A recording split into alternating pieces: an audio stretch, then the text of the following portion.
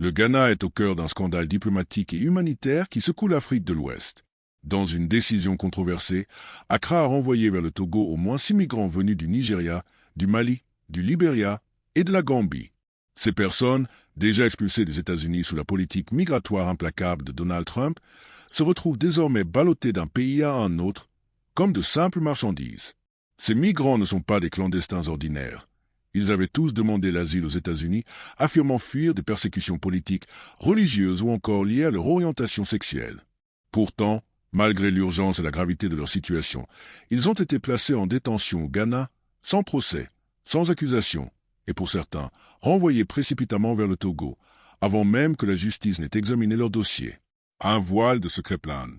Accra refuse de donner des détails précis, ni la date exacte de leur arrivée, ni leur lieu de détention.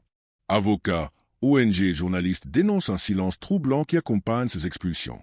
Une opacité d'autant plus inquiétante que le Ghana, comme d'autres pays tiers, semble accepter de devenir un simple relais pour la politique répressive de Washington. Depuis le retour de Donald Trump à la Maison-Blanche, les expulsions massives se multiplient vers des pays tiers. Prison au Salvador, transfert au Panama, au Soudan du Sud et maintenant vers le Ghana. En septembre, le président ghanéen John Mahama avait confirmé avoir conclu un accord avec les États-Unis autorisant l'accueil de ressortissants ouest-africains déportés. Un choix justifié par des raisons humanitaires, mais qui cache, selon l'opposition, des pressions politiques et économiques. Tollé au Parlement ghanéen. Lorsque le premier groupe de 14 expulsés est arrivé, le gouvernement avait promis qu'ils pourraient rester temporairement au Ghana ou rentrer librement dans leur pays d'origine. Mais la réalité est tout autre. Seuls 3 ont pu repartir chez eux, tandis que 11 sont restés coincés au Ghana dans une situation incertaine.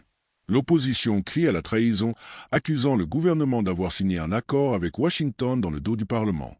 Et ce n'est qu'un début. Selon le ministre ghanéen des Affaires étrangères, Samuel Okudeto Ablakwa, 40 autres expulsés américains sont attendus dans les prochains jours. Derrière cette affaire, une question brûlante. Le Ghana agit-il réellement par humanité, ou bien se plie-t-il aux pressions des États-Unis pour des avantages diplomatiques et économiques? Une chose est sûre, ces migrants, déjà fragilisés par l'exil et le rejet, se retrouvent une fois de plus au cœur d'un jeu politique qui les dépasse, pris entre les murs invisibles de la diplomatie internationale et les accords secrets entre puissances.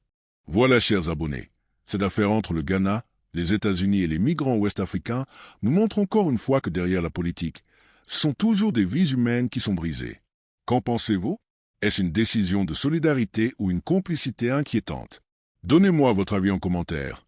Partagez cette vidéo autour de vous pour éveiller les consciences.